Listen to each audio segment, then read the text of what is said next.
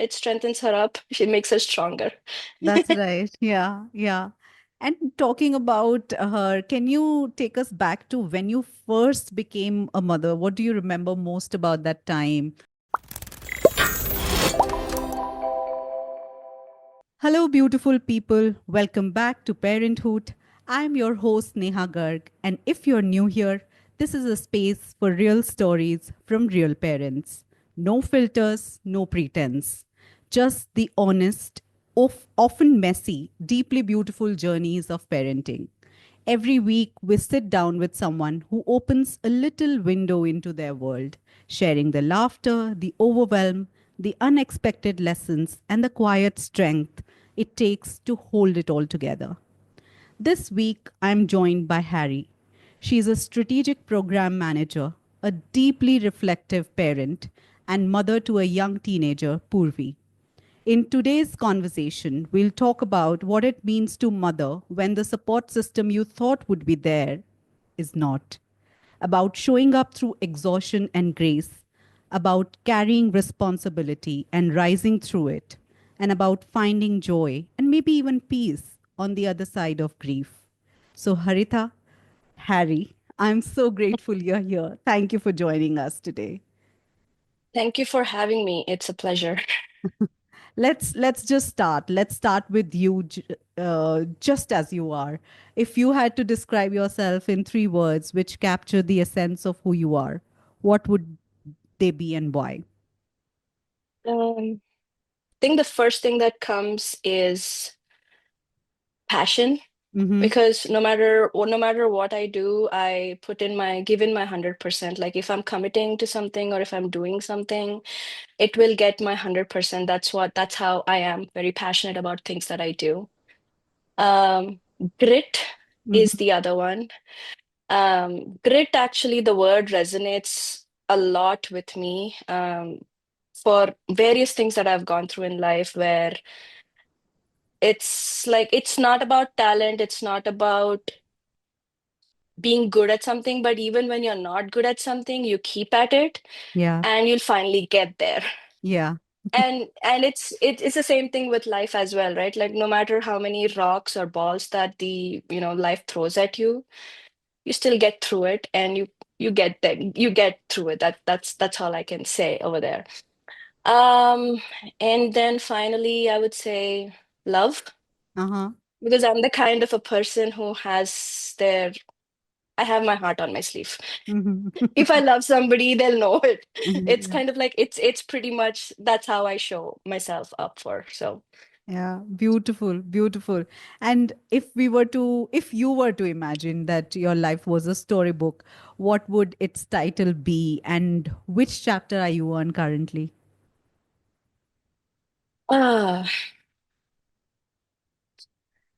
I think maybe rising Mm-hmm. back, kind of like a phoenix. Yeah.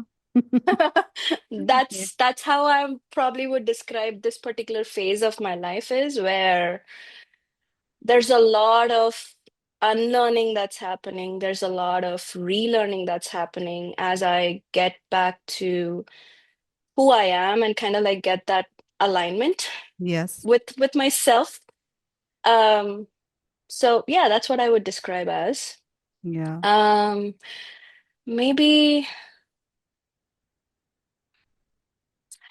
I don't know, maybe grit and resilience would be the ones that kind of like come up as something, a title that would something be around those words Yeah. is what I would think it would be. That Yeah. sounds great. That sounds like, from what I know of you, that sounds like you.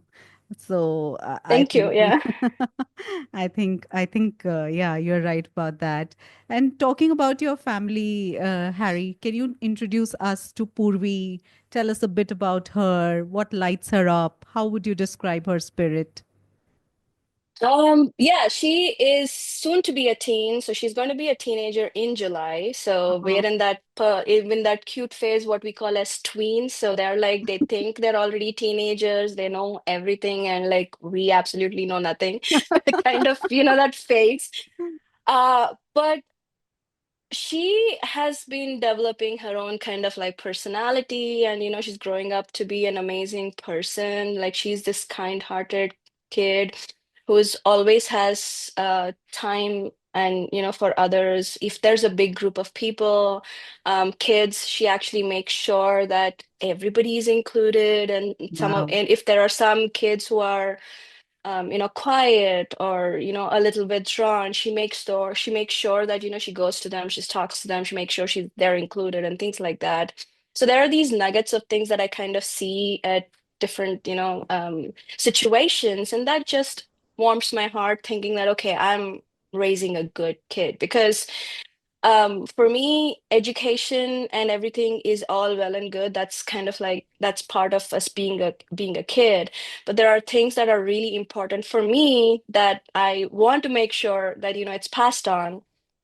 So like being kind, being compassionate, being non-judgmental, these kinds of things. And when I can like see these things happening in different situations that I see that happening, it just warms my heart. Yeah. Um, she's really funny, surprisingly, because I don't consider myself funny. So it's really sweet to see that she's really funny. Uh-huh. Um, she loves to dance. Actually, me and her, both of us, we love to dance. So she loves to dance. Mhm. And yeah, I started her on gymnastics journey when she was like 3 years old. So it's Wow. been 10 years of gymnastics that she's been doing. So I'm Uh-huh. super proud of her.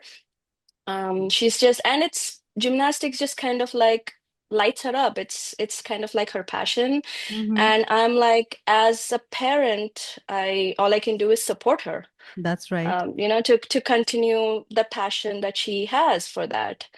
Um, and so yeah, Mhm. And you've been raising her largely on your own for the past several years. What has yes. that experience, how has that experience shaped you as a mother, as a woman, as a person?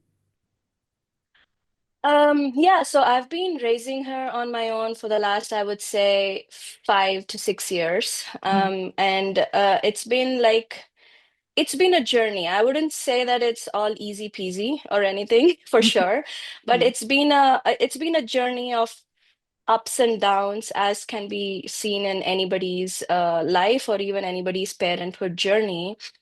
But largely, I would say is that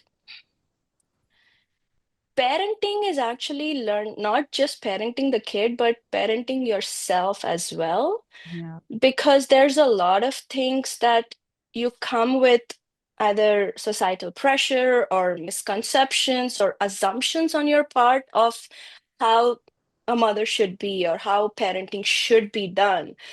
And what those assumptions kind of like do not think about is there's another person or a human on the other side who have their own personality, who's developing their own personality, and that all these strict rules or assumptions that we come with might just completely fall apart. Yeah. So sometimes it's literally like you're building the ship while flying it, or while, building a plane while flying it, kind of a situation. Yeah. But that's what it is. It's like sometimes you just have to think about or make up rules on the fly and see if actually they work or not, kind of a Yeah. thing. Yeah. Um, and I don't know if it's because again, I cannot compare with a boy or with a girl with a boy because I only Yeah. have a girl. Yeah. But having a sensitive kid also means that I have to take into account her emotional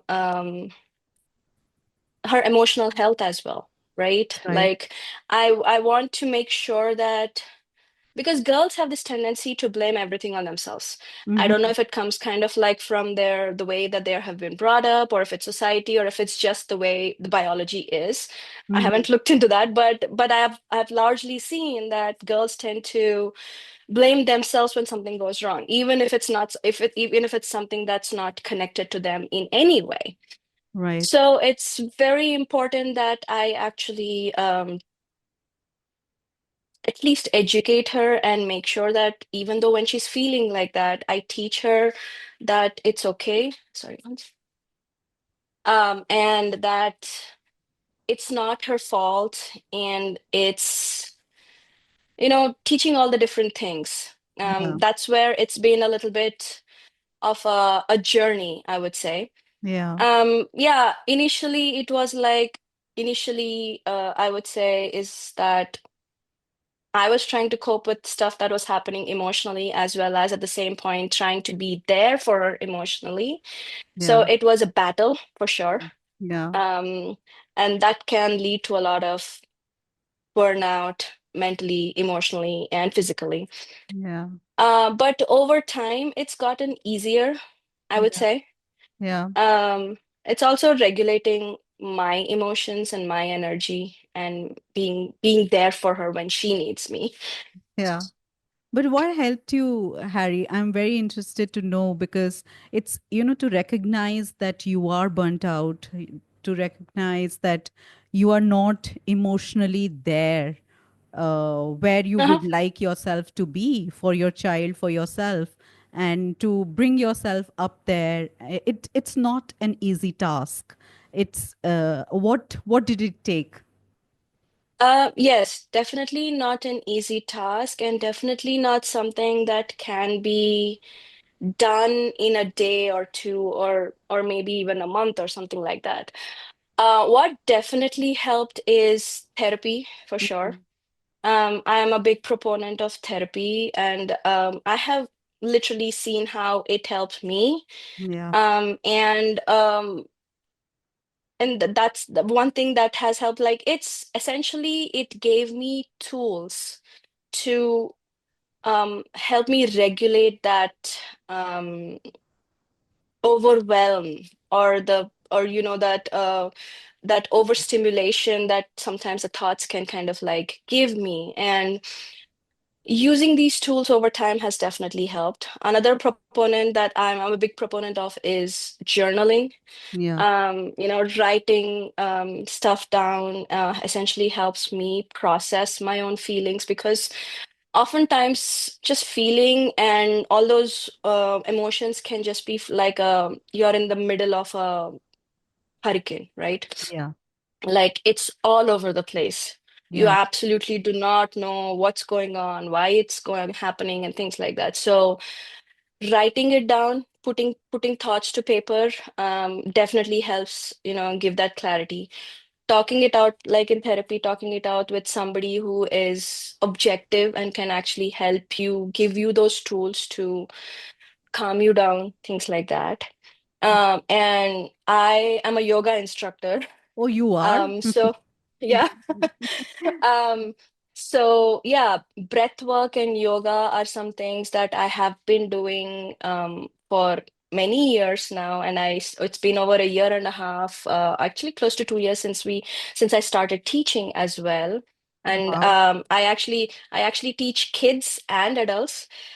The reason, because teaching kids is, I just think back that I wish I had these tools, or I Yeah, wish somebody had taught me these tools when I was younger. yeah, um, and so I thought, okay, well, I didn't get it when I was younger, maybe I can help teach some of the younger kids. And, because kids do not have it easy nowadays with so much yeah, of like the number of things that the kids do today, the number of societal pressures or peer pressures that they go through today. They have a lot more anxiety and panic and things like come up for them. So I just thought, okay, if I can teach a few other kids these tools, yeah, maybe it'll help them, kind of yeah, a thing. yeah, So yeah, those are the things that help me a lot. That yeah, is not to say that I'm completely perfect, or put together and in yeah, control yeah, 100% of the time. It's a work in progress.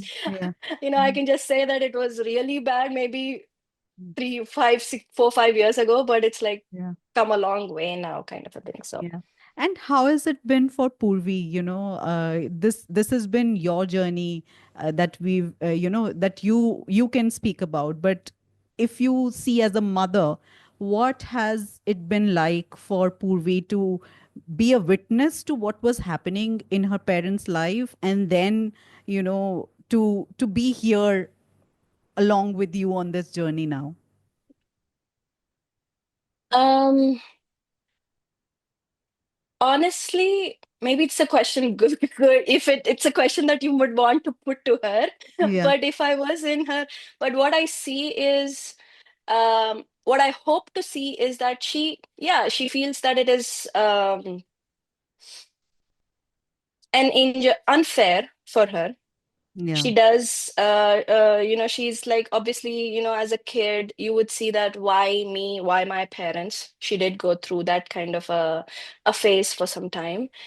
Um, And then we are happy. She's super happy right now. I think over the time, it was a journey for both of us. yeah, Lots of grief and pain that each of us had to go through. yeah, All I could do at any point of time, and even now, is like, I'm there for her. Her dad's there for her. yeah, And that she gets all the love. And she also, yeah, it did probably, what I think is that she probably matured way ahead of her age, yeah. which might seem like it's not fair, but also it's like it's okay, it's good. It strengthens her up. She makes her stronger. That's right. Yeah, yeah. And talking about her, can you take us back to when you first became a mother? What do you remember most about that time, the early days? Anything that still lingers emotionally? The first thing that I really remember is here in US, we kind of like get to know the gender when you're 5 months old. Yeah, And so we went in anticipating to get to know the gender because I was excited.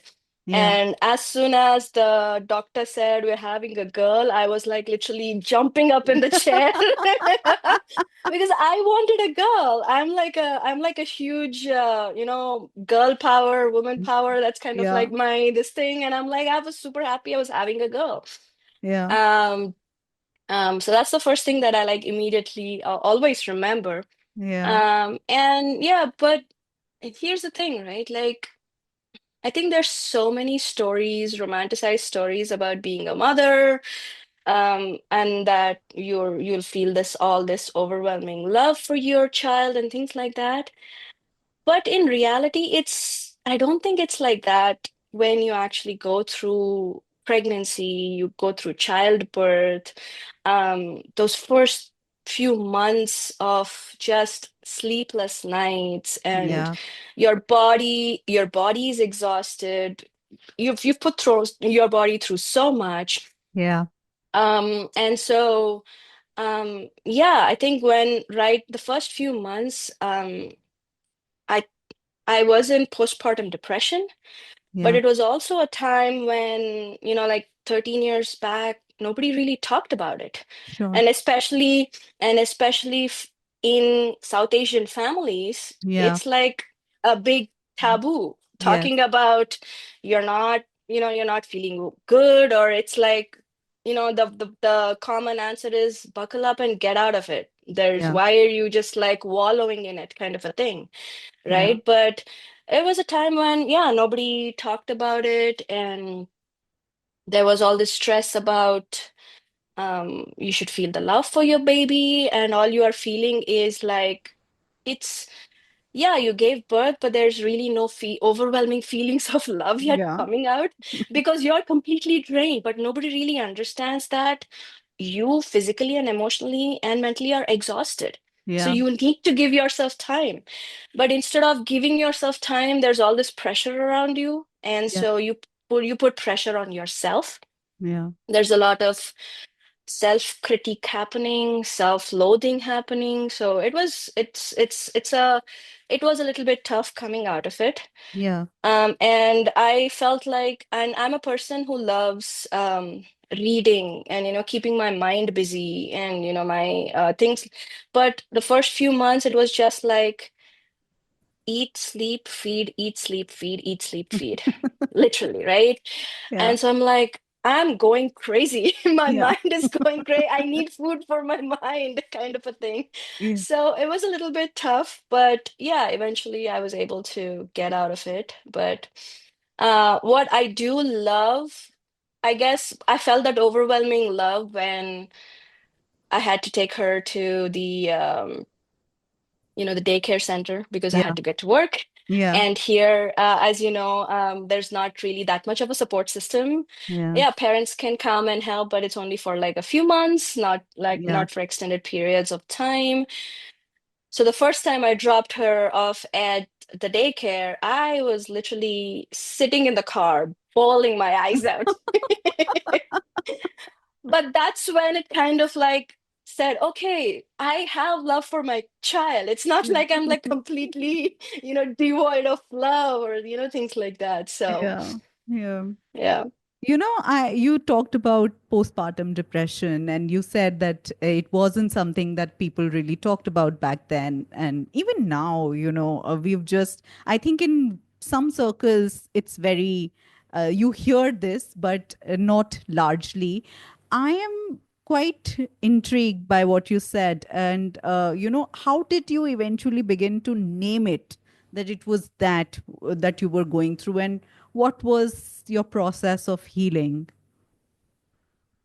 Um, I don't think I named it even at that point of time Mm-hmm. because I didn't know that that was it what that was what it was, right? I think the name came much later, a few years later, when I was reading and kind of like, oh, that's what Oh, I was going through. Like, yeah, you didn't know. yeah, I mean, you would hope that, your mom who my mom who was there with me, she would have understood, but the point is, there are so many things that even they don't know. yeah, Like if you know something, then you are able to learn about it by researching about it or trying to figure out a way to get out of it. But when you don't even know the name of the thing that you're going through, it's really difficult. yes, And even talking about it to anybody was kind of like considered, oh, what, like, there's a lot of taboo around it, like, oh, who am I going to talk, and if I talk, what are they're going to judge me, yeah, like, all this kind of things are always there. I think the way I was healing was just doing things that I like to do, mm-hmm. and kind of like getting back into some of those things that I wanted to do so that I could feel a little bit of peace or happiness. Even at that point of time, I was into journaling or writing stuff like, diary and things like that. So again, I think it was just clarity at that point of time that kind of like helped me, and routine. The Yeah, biggest proponent of getting out of depression is actually sticking to a routine, yes, right? And I'm a person who needs things done. Like I kind of like plan out my day, yeah, and everything that needs to happen. So unknowingly sticking to routine and keep doing things the same way every time kind of like helped me. yeah, And also, I've always been athletic. Even when I was a kid, I was a basketball player. uh-huh. And I learned yoga as a kid. Like all through my life, I've been doing, as well as I was an athlete. So, I guess those kinds of things that kind of like stuck with me, Yeah, helped me heal and come out of it. yeah. Thanks for sharing that. And now let's move Yep. into where you are now, emotionally, professionally, personally. What does a typical day in your life look like today, because you're a person of routines? Oh my God. So if you ask Purvi, she will kind of like she'll joke about it, but everything that I do is on my Google Calendar. Literally. Even the school pickup that I have to do for Yeah, Purvi, like her classes, my workout schedules, my meetings, everything is on Google Calendar. In fact, including our social commitments, because if it's not on the calendar, it's there's not heavy happening. chances that it's not happening. Exactly. So I've come to a place where, yeah, I have it all structured, I have it all planned out, kind of a thing. So mornings, 3 or 4 times a week. I kind of like wake up at around 5:30. I make breakfast for Purvi so that when she wakes up, it's all ready. Yeah. And I go work out and come. Yeah. Uh, Touchwood, Purvi is a kind of a kid who doesn't need to be woken up. Uh-huh. She's like, she puts her own alarm, she wakes up, she gets ready, and she's down. Yeah. She's so yeah, luckily I don't have any of that issues of, making the kid wake the kids up, get them ready, kind of a thing. Yeah. The On the days that I don't go to work out, she actually comes, like, she sleeps in a different bedroom, but she Yeah. kind of like wakes up, comes in and cuddles with me for about 10-15 minutes, Oh. and then we both wake up. So that's actually like the best part of my day, where she just comes in and we cuddle in. Yeah. It's like, even though she's a teenager, she still likes to cuddle with me, Yeah. and that's like the best part of my day. Wow. And then it's the morning routine of, breakfast, get her to school and things like that. I work remotely, so Yeah. completely from home. Yeah. So 8:30 I log in. So 8:30 to around 5:30, it's my work time. Yeah. In between, I go pick up her and her friends. We kind of like carpool. Yeah. And then yeah, our evenings are jam-packed with either gymnastics for her, or dance practice. So she learns Bharatanatyam as well. Oh, wow. Uh, and yeah, and some math classes, like online math classes and things Yeah. like that, because she enjoys math a lot. Uh-huh. And then it's dinner, and then after she goes to sleep, I work on my side hustle, because yeah, I have my 9 to 5 job as a strategic program manager, but I'm also recently, I should say about 6 months ago, I kind of like started my own social media management company. Oh, you did? Um, Wow. s- yeah. Mhm. So yeah, it's kind of like trying things that are a little different, Yeah. and hoping to see where it goes. Yeah. So yeah, I work for a couple of more hours after she goes to sleep on my side hustles, or things that keep me passionate and happy, I Yeah. should say. Yeah.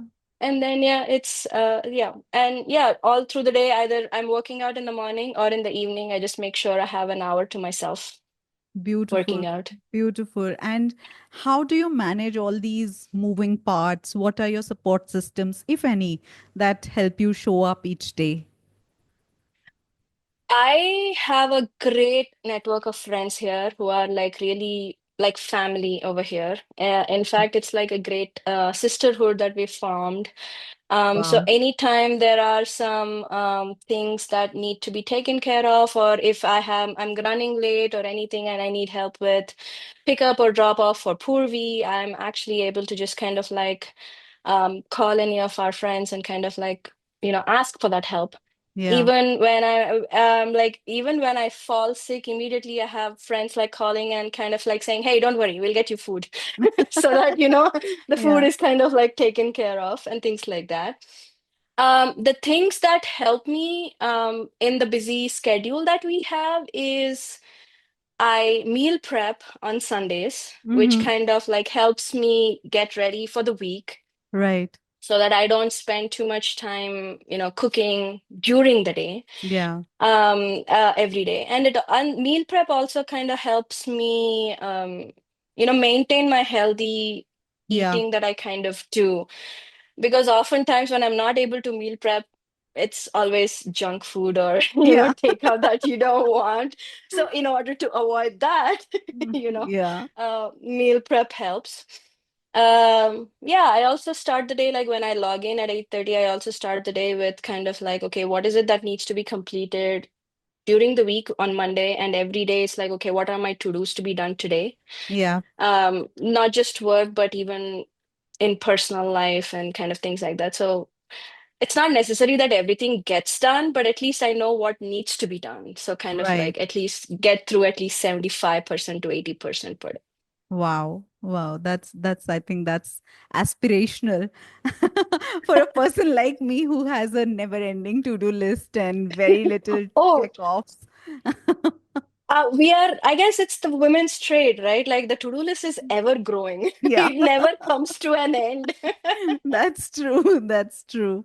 Yeah. And you talked about, you taking that 1 hour for yourself. Other than workouts, what is that me time looks like for you?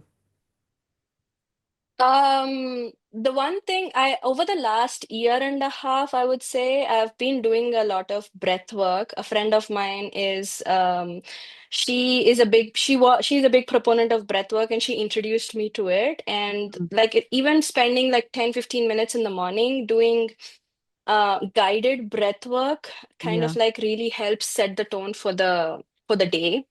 Yeah. It gives that clarity and things like that. So that's been one thing that has really helped. I have a dog. Oh, you Um, do? um, yeah, he's sleeping behind.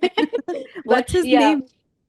Loki. Loki. Oh, lovely. Yeah, I'm a huge Marvel fan, so Yeah, we wouldn't have guessed Harry. So yeah, I take him out for walks. So like, enjoying walking with him, and I listen to either podcasts or audiobooks while I'm walking. Yeah. So that's one thing. And then I love to dance. So weekly once I actually go for a cardio, Bolly X kind of like a Yeah. dance um, workout, which a close friend of mine actually runs. Oh, So wow. that's kind of like one of my weekly things that I do. Dance with Purvi as well, like all the time. Like I'm listening to music all the time. Like even when I'm working, I have a music playing while I'm working because it's kind of like gets me into that focus zone. Right. Um, and I read a lot. I Yeah. read a lot. What kind of books do you read? Um, Fantasy, thriller, self-help, um, technology, keeping up with the trends, everything. Good to know. Good to know that. And tell me, has your world or has your way of being in the world changed since becoming a parent? Are there ways you surprise yourself now that, oh my God, am I the same person that I was before she was born? Uh, I think the way I look at things has changed a lot. Mm-hmm. Kind of like with being a parent and being growing up as well, ages also, like what you've experienced all through life kind of changes your worldview, Yeah. kind of changed um what is important to be successful, and even the definition of success Yeah. has Yeah. changed over time. Yeah. um like when I was a kid, especially growing up in India, I'm sure as you will well know, is like there's a checklist of things to say. By this age you have to finish this, by this age you have to do Yeah. this, and this is what your success means, Yeah. kind of a thing. But it's like all that has been thrown out of the thrown into trash. So yeah, my definition of success and my definition of and my worldview and what are the important things for survival, kind of a thing, as a person, has Yeah. kind of like changed a lot. Yeah. Um, I I take Purvi on a lot of, we go on a lot of trips, whether it's road trips or trips outside the country or trips anywhere around. We do a lot of that. And I have seen that over time, she's become more adjustable. She is not um, like she doesn't want a particular thing, because when she was a kid, she was a very picky eater, and getting her Mhm. to eat was really difficult. Yeah. But now I can see that if she's hungry, she'll see what's there, and pick something that's available, kind of a like a thing. Yeah. Because when you are going to remote locations, especially in when we go for road trips here in US, and usually I take her to national parks because I love nature a lot. And some of Mhm. these national parks are in very remote areas where Yeah. there's probably only one or two restaurants. So Yeah. you can't really get any that the what you are going to eat. So you'll have to pick and choose what is available. That's right. Yeah. So so I've seen her kind of like change over time. She is very she doesn't make a fuss. She's a very sweet kid, and kind of like, so yeah, those are the kinds of things that as you keep doing them, I kind of like learned through that. So yeah, my those are the things that kind of like changed. Yeah. um and I think before becoming a mom, I might have projected a more confident outlook, or like I'm really confident and kind of a thing. Yeah. But I am more confident now from the inside. Yeah. I think I know um what you mean. Yeah. yeah, because when you're younger and when you're just starting out, it's more like, um as they say, fake it till you make it. So you kind of like, Yeah. you project the confidence. But that but now it's more like I am confident and I am comfortable with who I am, kind of a thing. Yeah. But there are also certain aspects of myself that I'm glad that I didn't change.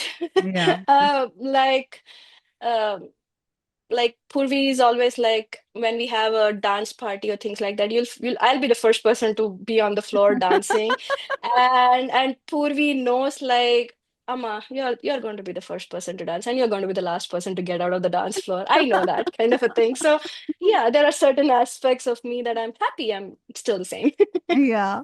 And you know what I'm really interested about also is your identity in a foreign country or the country that you are calling home now. And Purvi was born in the US. Yes, she Yeah, was. so So she's she is she's an American. She's yeah, she's an American. So does her Indian roots show up for her in any positive, negative light when she is with her friends in school, or how does it ever show itself or make itself visible in the ways that you move around in this new environment which you've called come to call home now? Oh yeah, definitely. So honestly, so I came to the US to do my master's. Yeah. And that's when, so it's going to be actually 20 years come this Oh, December. wow. It's going to be 20 years since I've come to US. Mhm. And I live in this state called Utah, which is kind of like the whitest possible location in the US that you can call. Yeah. Mhm. And I've lived here for about 15, 16 years now. So Yeah. Purvi was born here, and she grew up in Utah. Um, though there have been instances, one or two, not luckily not too many, where the racism kind of like shows up at work. Yeah. Even the one, two times that it did show up, I was able to have a good conversation and kind of like, it was more of an education kind of a Yeah. thing, and Yeah. can go away from that. Um, I think, but what I never expected was trying to explain racism to a 5-year-old kid. Yeah. So we used to live in a neighborhood I guess we were the only brown residents in that neighborhood. Everybody else was white. Yeah. And Purvi being a kid, she was riding around on her bike in the neighborhood.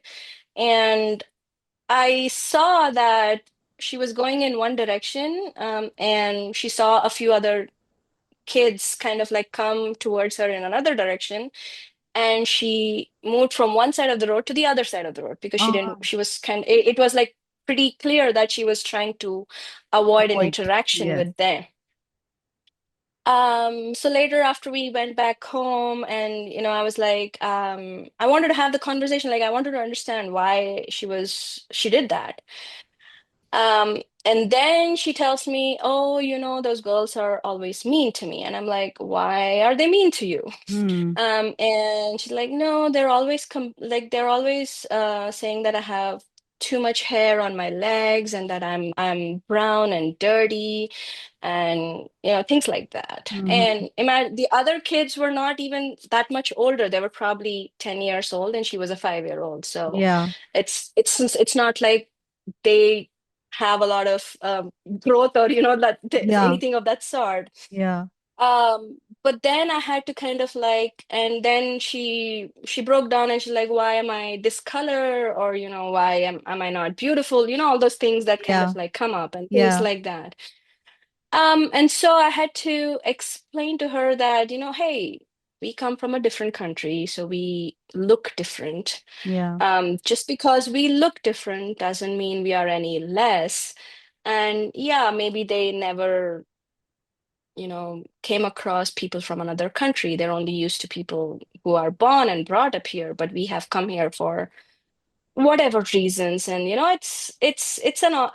was a conversation that I had to have with her, which I never expected, which I Yeah. never realized I had to prepare Yeah. for. And so yeah, so those are kinds of things that are a little bit tough to have. But she also understands that much better now, I'm sure, Yeah. because again, she's growing up. Um, but I also look for schools where there's a little bit more diversity so that she Yeah. actually gets exposed to other people. So she goes to a school now where students they have students from Turkey, they have students from um I think South America as well as Europe, and a lot of Americans as well. So they kind of Sure. like she has a good group of friends. Yeah. And the other thing that I make sure is we talk about everything under the sun. Right. So she knows that she can actually come to me with any questions that she might have. Yeah. And if it's the only caveat that I have with her is that if it's age appropriate, I will tell you. Yeah. If it's not age appropriate, I might not give you an complete answer, but I'll tell you what I can tell you now, and the remaining we can have when you are older, kind of a thing. Right. So even when we had all those Black Lives Matter protests happening everywhere in the country, Right. I actually took her along where the protests were happening Wow. so that I could actually show her Yeah. why they're happening and kind of like have a conversation Yeah. and things like that. So those are the things of the one side. On the other side, it's still teaching her the traditions and things like that that are close to me and kind of like ensure that she knows about it. Yeah. So that's also a little bit of a struggle. Yeah. But I think that was the reason why I kind of like got her started with Bharatanatyam. Yeah. And I was super happy when she actually loves doing it now, Yeah. rather than me just pushing it. Yeah. And yeah, I am pretty active in the Indian community here. Mm-hmm. So by extension, she gets pulled into it. Right. Um, so she has not only friends who are at school who are from other countries and other nationalities, but she also has a good set of friends who are Indians. Right. Um, so yeah, the hope is just to give her that balance. Yeah. But again, you do the best that you can. That's true. That's true. And in a world where you've had to be everything, provider, nurturer, decision maker, mother, everything, how do you carry all those Yeah. identities without losing sight of yourself? Um, I don't think it's something that you do consciously. Uh-huh. It just kind of like happens. Yeah. And I think at the forefront of the thought always is no matter what comes around, any decision, the first thought that comes to me is, okay, how is this going to affect Purvi? Right. And because she is my as you call it, like my first priority. Right. So as long as I'm able to, okay, figure that out, the next thing is, um, am I able to do it? Like, because again, I'm the kind of a person who does something, I need to be able to give 100%, because if I'm able to give only a 50%, I would rather not do it. Sure. Uh, but I guess it's just that um, being self-aware is where it kind of like helps to Yeah. understand, not lose my identity and not lose what I want to be, or or what I need to do to be happy. Yeah. Because for a long time, being in a narcissistic relationship and kind of like coming out of it and things like that, um, for a long time, making myself a priority has always taken a back seat. Right. So over the last few years, like learning to give myself priority, but also not at the cost of Purvi's well-being or Purvi's this thing, has actually helped create that balance, I would say. Right. Right. And can you think of a moment that really, really tested you as a parent? And how did you get through it? Oh, I wouldn't say one, it's like happens often, a lot of times, especially when you have a teenager at home and they test you to the max, they know all the buttons to push.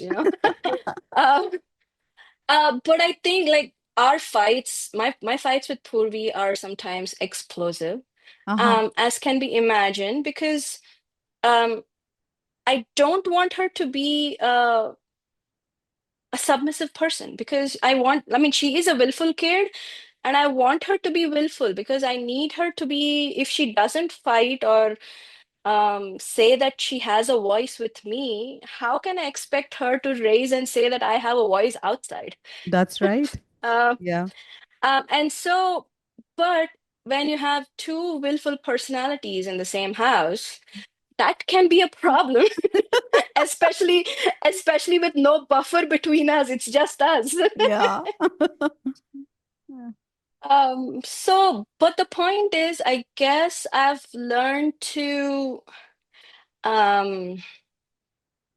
I've learned to see that these are all again learning moments for her as well. Like she is learning to give voice to what she is feeling Right. rather than put it away. And we kind of like have, if she feels that there are certain things that are unfair, even after the fight, we again sit down and kind of like try to understand, okay, why is it unfair?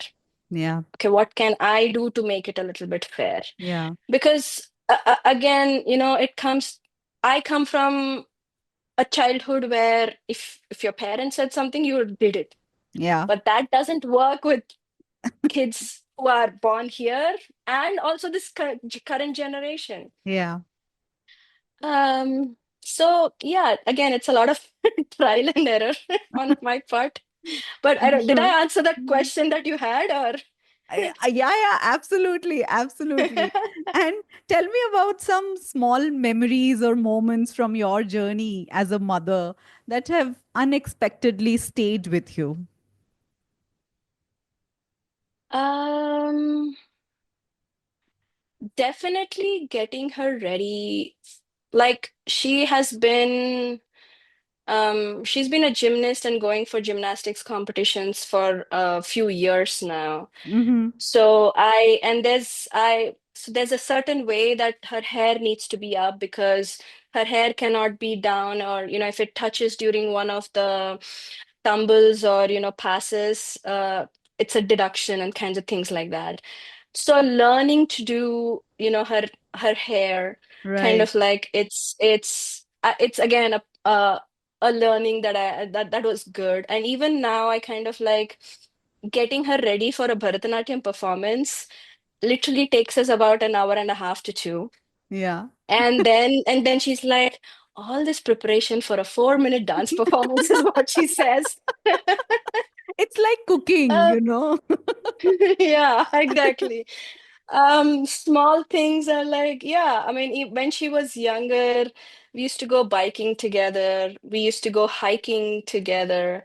So when she was 5 years old, she actually did a super hard 5 mile hike Wow. without she walked, yeah, the first mile she was crying and whining a little bit, but we kind of like made it fun and she did it all by herself, so that's kind of Wow. like sticks with me. Yeah. um yeah, so we have every Friday night it's like our movie and a takeout night. Oh, So we just get food, whatever that we feel like eating, and we decide on a movie and we just sit and watch a movie. So no matter what, that has been a constant for us, kind of like chilling. yeah. And Mhm. yeah, those are the kinds of things that I love. We like she refuses to dance with me now because obviously she's grown into a teenager. But we used to do dance reels together. Wow. That So I now need I to have go to and check out. So now I have to bribe her to dance with me. And what does it take? What is the bribe? Oh, she loves boba tea Oh. or a Starbucks, mango dragon fruit refresher or something. So usually I get her that when she earns something, like she's done really well or Yeah. something. So those are kind of like my treats that I give her with. But now it's like, okay, I'll get you one. Can you please dance with me? Kind of a thing. Yeah, yeah. And also, very curious to know if you could sit across from your pre-motherhood self, Harry, and could say anything to her, what would you say? Um, so I think I was very afraid of being a mother because I wasn't sure if I would be a really good mother or not, or a loving mother or not, kind of a thing. Yeah, So I would say to her is like, trust yourself. You'll do just fine. beautiful, beautiful. And we are coming to a close now. But before we wrap, few final reflections and thoughts. What's one truth about your parenting journey that you feel is often misunderstood or unseen by others? Um, So for an average kid, Purvi actually does quite a lot of stuff like extracurricular activities. Like she does Bharatanatyam, she does gymnastics, which is a large part of her schedule. She's also into robotics, which started kind of like last year. So she's in a robotics team at school as well. Yeah, So for people outside, um, they think that I'm pushing her into a lot of stuff and I'm putting her into a lot of classes or things like that. What they do not see is that actually she is deciding on her own yeah, of what she wants to do.